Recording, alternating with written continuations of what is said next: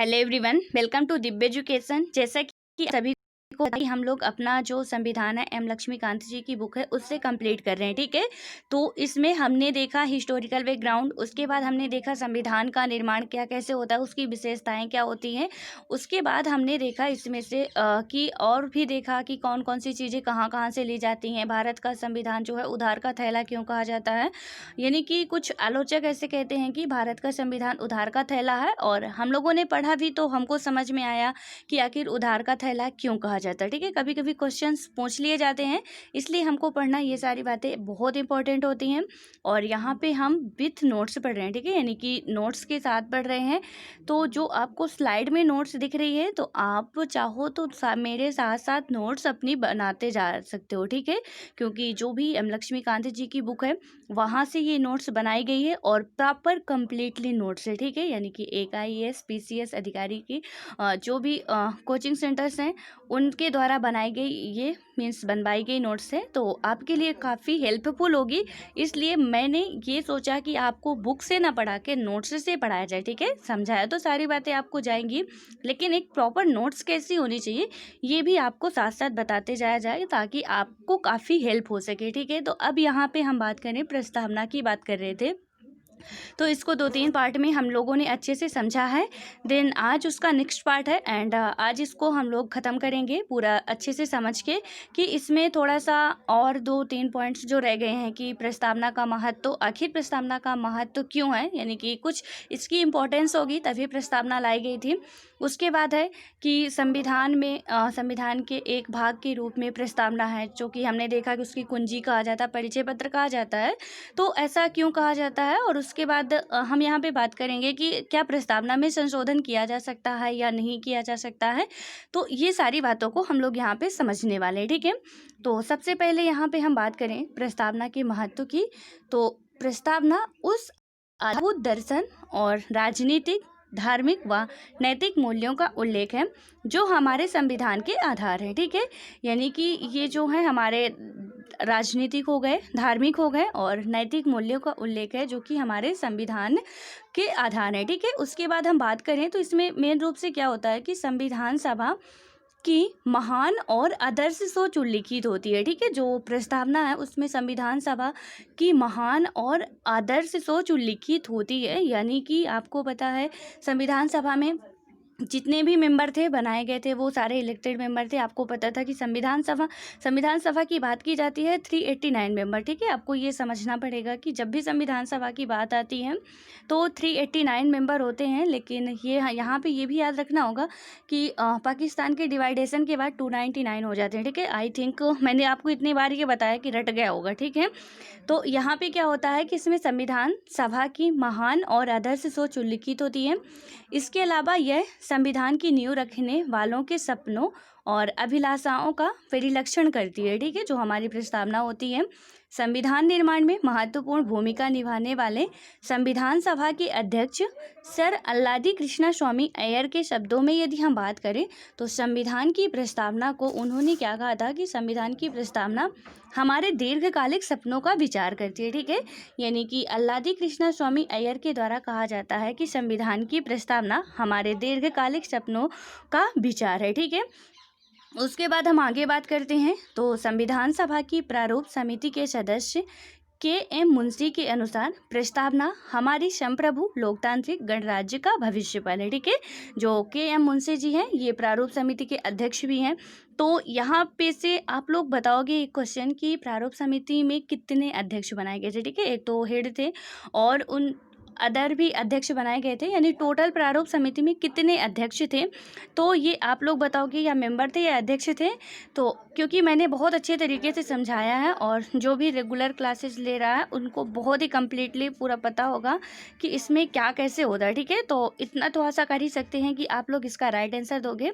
Then हम तो बताएंगे ही कि इसमें प्रारूप समिति में कितने अध्यक्ष थे, और यदि अभी आपको नहीं पता है तो आप जो भी प्लेलिस्ट में वीडियोज हैं वहाँ पे देख लीजिएगा, आपको पता चल जाएगा। ठीक है, या आप गूगल से सर्च कर लीजिएगा, हालांकि मैंने बहुत अच्छी तरीके से आपको समझाया हुआ है। तो उसके बाद अब हम बात करते हैं तो जो हमारे के.एम. मुंशी जी थे, उन्होंने क्या कहा था कि प्रस्तावना हमारी संप्रभु लोकतांत्रिक गणराज्य का भविष्य पर है। ठीक है, संप्रभु का मतलब आपको पता है। उसके बाद हम बात करें तो संविधान सभा के एक अन्य सदस्य पंडित ठाकुरदास भार्गव जी, ठीक है, तो एक इसके अन्य सदस्य हैं जो ठाकुरनाथ या दास भार्गव जी हैं। तो इन्होंने क्या कहा था कि संविधान, जो भार्गव जी थे, तो इन्होंने कहा कि संविधान की प्रस्तावना के संबंध में कहा इन्होंने कि प्रस्तावना संविधान का सबसे सम्मानित भाग है। ठीक है, इन्होंने यहाँ तक कह दिया कि जो हमारी प्रस्तावना है यानी प्रियम्बल है या उद्देशिका है, वो हमारे संविधान का सबसे सम्मानित भाग है। ठीक है, यह संविधान की आत्मा है, यह संविधान की कुंजी है, यह संविधान का आभूषण है, यह एक उचित स्थान है जहाँ से कोई भी संविधान का मूल्यांकन कर सकता है। ठीक है, ये एक उन्होंने इतने सारे इसके नाम दे दिए। कौन ये सब बोला था? तो पंडित जो ठाकुरनाथ भार्गव जी हैं, इन्होंने कहा था ठाकुरदास भार्गव। ठीक है, तो यहाँ पे आप सही कर लेना, ठाकुरदास भार्गव जी होगा। तो इन्होंने ही ये सारी बातें कही थी कि ये सबसे सम्मानित भाग है, ये संविधान की आत्मा है, ये संविधान की कुंजी है, संविधान का आभूषण है, एक उचित स्थान है जहाँ से हम क्या कर सकते हैं, संविधान के मूल्यांकन को समझ सकते हैं। ठीक है, तो ये सारी बातें आपको याद रखनी पड़ेगी क्योंकि यहाँ से क्वेश्चंस पूछ लिए जा सकते हैं कि ऐसा किसने कहा था। उसके बाद बात करें तो एक सुप्रसिद्ध अंग्रेज राजनीति शास्त्री थे जिनका नाम था सर अर्नेस्ट बार्कर। ठीक है, तो इन्होंने क्या कहा था, संविधान की प्रस्तावना लिखने वालों को राजनीतिक बुद्धिजीवी कहकर अपना सम्मान देते हैं। ठीक है, ये क्या बोलते हैं कि जिन्होंने प्रस्तावना लिखा वो एक राजनीतिक बुद्धिजीवी थे। ठीक है, उसके बाद हम बात करें तो वह प्रस्तावना को संविधान का कुंजी नोट्स कहते हैं। ठीक है, जो एक ब्रिटिश अधिकारी ऐसा कहते हैं, मतलब एक ब्रिटिश राजनीति शास्त्री ऐसा कहते हैं कि ये संविधान की कुंजी है। ठीक है, प्रस्तावना हमारी जो है वो संविधान की कुंजी या नोट्स है। ठीक है, तो ये ऐसा किसने कहा था? अर्नेस्ट वार्कर ने कहा था। ठीक है, उसके बाद हम बात करें तो वह प्रस्तावना के पाठ से इतने प्रभावित थे जो अर्नेस्ट वार्कर जी थे कि उन्होंने अपनी प्रसिद्ध पुस्तक principles of social and political theory यानी कि 1951 में जो पब्लिश होती है कि शुरुआत में इसका उल्लेख किया था। स्टार्टिंग में ही इसका उल्लेख किया हुआ था कि जो भी प्रस्तावना का। ठीक है, उसके बाद आता है कि भारत के पूर्व मुख्य न्यायाधीश एम हिदायतुल्लाह मानते हैं कि प्रस्तावना अमेरिका की सर्वोच्चता की घोषणा के समान है। ठीक है, जो कि अमेरिका के स्वतंत्रता की घोषणा के समान है। अभी आज ही हम लोगों ने करंट अफेयर के वीडियोज में सॉल्व किया है कि जो अमेरिका अपना स्वतंत्रता दिवस कब मनाता है, तो अमेरिका अपना स्वतंत्रता दिवस 4 जुलाई को मनाता है। ठीक है, 4 जुलाई 1776 को अमेरिका स्वतंत्र होता है। तो जैसे हम लोग 15 अगस्त को अपना इंडिपेंडेंस डे मनाते हैं, तो वैसे ही अमेरिका जो है वो अपना 4 जुलाई को मनाता है। ठीक है, तो यहाँ पे क्या बात की गई है कि जो हिदायतुल्लाह जी थे वो क्या बोलते हैं कि प्रस्तावना अमेरिका की स्वतंत्रता की घोषणा के समान है, लेकिन यह एक घोषणा से भी ज़्यादा है। ठीक है, लेकिन यहाँ पे बात करें तो यह एक घोषणा से भी ज़्यादा है। यह हमारे संविधान की आत्मा है जिसमें हमारे राजनीतिक समाज के तौर तरीकों को दर्शाया गया है। इसमें गंभीर संकल्प और शामिल है जिन्हें क्या कहते हैं कि एक क्रांति ही परिवर्तित कर सकती है। ठीक है, हमने इसमें ऐसा क्यों कहा जाता है प्रस्तावना को कि ये आत्मा है, ये कुंजी है, ये इसको सम्मानित रूप से देखा जाता है। ऐसा इसलिए कहा जाता है क्योंकि आपको पता है प्रस्तावना में कोई वर्ड्स ऐसे नहीं है जो कि कारक वर्ड्स यूज किए हुए हैं। ठीक है, यहाँ पे आपको जितने भी वर्ड दिए हुए हैं उनका बहुत बड़ा मीनिंग होता है। जो भी है कि हम भारत के लोग, यानी कि हम भारत के लोग में पूरे भारत के लोगों को ही ले लिया गया है। ठीक है, कि ऐसा बोल रहे हैं जितने भी पूरी हमारे भारत के पब्लिक हैं या लोग हैं, तो उनको ही बता दिया गया कि हम भारत के लोग, भारत को एक संपूर्ण प्रभुत्व संपन्न, यानी कि हर एक मीनिंग का पूरा इतना बड़ा मतलब होता है, इतनी बड़ी इसकी जो भी हमारे छोटे छोटे ये टर्म्स दिए हुए हैं उनकी मीनिंग बहुत बड़ी होती है। और हम लोगों ने इनके अर्थ भी समझे कि न्याय में तो अब आपको सारी बातें पता चल गई। ठीक है, जो हमारा न्याय था तो 3 न्याय थे, और जो हमारा जो इसमें बात करें स्वतंत्रता थी, स्वतंत्रता में 5 टाइप की स्वतंत्रता थी और उसमें ही हमारे पूरे देश की स्वतंत्रता को इंक्लूड कर दिया गया। ठीक है, उसी 5 टाइप की जो भी स्वतंत्रताएं थी तो उसमें ही हमारे पूरे ही आप यदि नोटिस करोगे तो आप वहाँ पे देखोगे कि सामाजिक, आर्थिक, राजनीतिक न्याय, ठीक है। तो सामाजिक न्याय में आपको पता है सारे न्याय आ गए, जितने भी सोशल जस्टिस होते हैं। राजनीतिक न्याय आ गया, आर्थिक न्याय आ गया, ठीक है।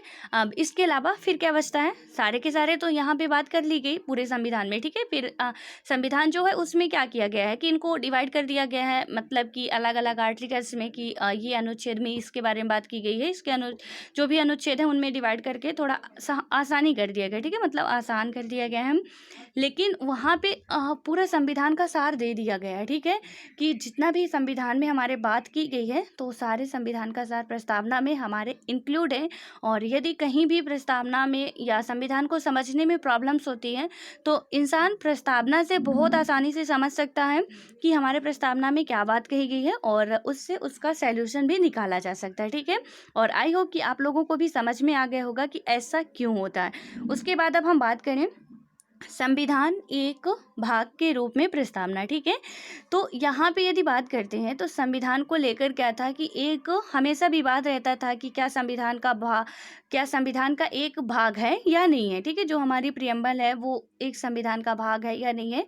तो यहाँ पे सबसे पहले है कि बीरूवाड़ी संघ मामले 1960 में सुप्रीम कोर्ट ने प्रस्तावना को संविधान का भाग नहीं माना, ठीक है। अब यहाँ पे देखते हैं उन्होंने ऐसा क्यों किया था कि जो सुप्रीम कोर्ट है हमारी, तो उन्होंने ऐसा नहीं माना था कि जो हमारी प्रस्तावना है वो क्या है, संविधान का भाग है या नहीं है। तो उन्होंने कहा कि नहीं है, ठीक है। तो इसमें होता क्या है कि जो बीरूवाड़ी संघ मामले यानी 1960 में ये केस आता है उच्चतम न्यायालय ने, तो उच्चतम न्यायालय में कहा जाता है कि प्रस्तावना संविधान में निहित सामान्य प्रयोजनों को दर्शाता है, इसलिए संविधान निर्माताओं के मस्तिष्क के लिए एक कुंजी है, ठीक है। ये जो हमारी प्रियम्बल्स होती है तो ये क्या है, पूरा जितना भी यहाँ पे दिया गया है वो ऐसा है कि मतलब कि जो भी इसके निर्माता हैं तो उनको थोड़ा एक मार्ग देता है, इसलिए ये कुंजी कह सकते हैं, लेकिन ये नहीं कह सकते कि ये संविधान का भाग है, ठीक है। तो इसलिए सुप्रीम कोर्ट ने सीधे मना कर दिया था कि जो प्रस्तावना है तो वो संविधान का भाग नहीं है। लेकिन उसके तुरंत बाद ही जब केशवानंद बनाम भारती केस आता है तो सुप्रीम कोर्ट ये मान्यता दे देता है कि जो संविधान प्रस्तावना है वो संविधान का अभिन्न अंग है, ठीक है। तो यहाँ से भी क्वेश्चंस पूछे जा सकते हैं कि जो हमारी प्रियम्बल है तो इसमें कब माना गया था कि ये संविधान का अंग है, या बीरूवाड़ी केस में 1960 में जो आता है उसमें माना गया था कि इस प्रस्तावना संविधान का पार्ट है या नहीं है। तो ये सारी बातें हमको याद रखनी होती है कि है कि नहीं है, ठीक है। क्योंकि हमने देखा कि बीरूवाड़ी संघ में सीधे सुप्रीम कोर्ट हाथ हिला देता है कि बिल्कुल नहीं है, ठीक है, ये प्रस्तावना जो है वो हमारे कॉन्स्टिट्यूशन का पार्ट नहीं है।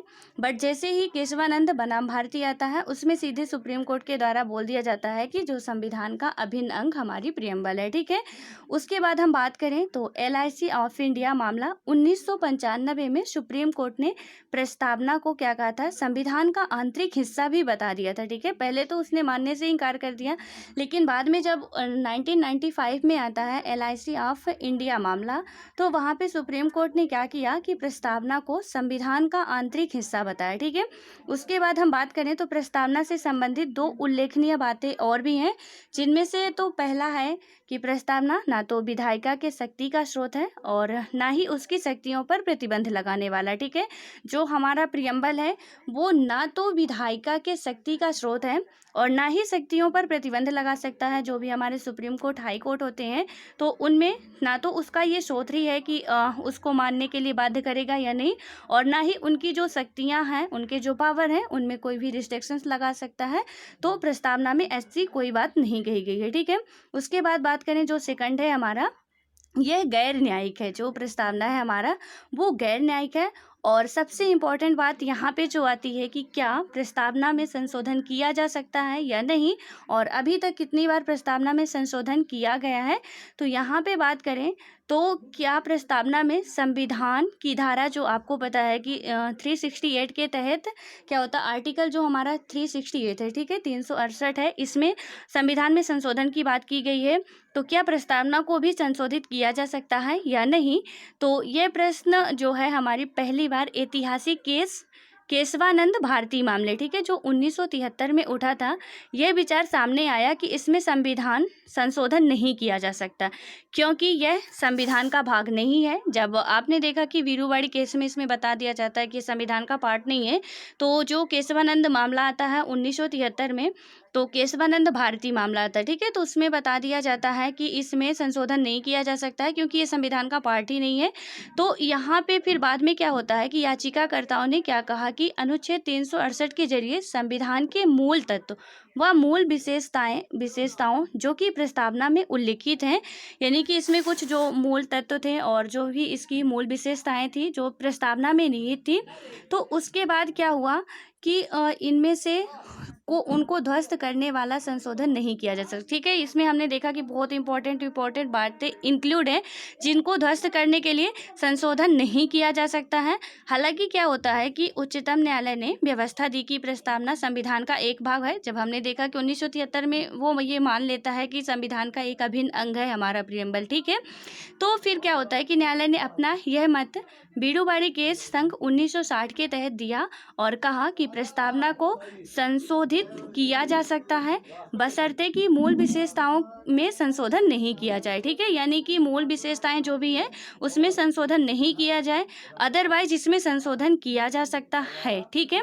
दूसरे शब्दों में यदि हम और इजी शब्द में बात करें तो न्यायालय ने व्यवस्था दी कि प्रस्तावना में निहित मूल विशेषताओं को अनुच्छेद 368 के तहत संशोधन नहीं किया जा सकता, ठीक है, यानी कि जो भी कुछ मूल तत्व हैं और मूल विशेषताएं हैं तो उनको आर्टिकल 368 के तहत इनका जो भी है संशोधन नहीं किया जा सकता है।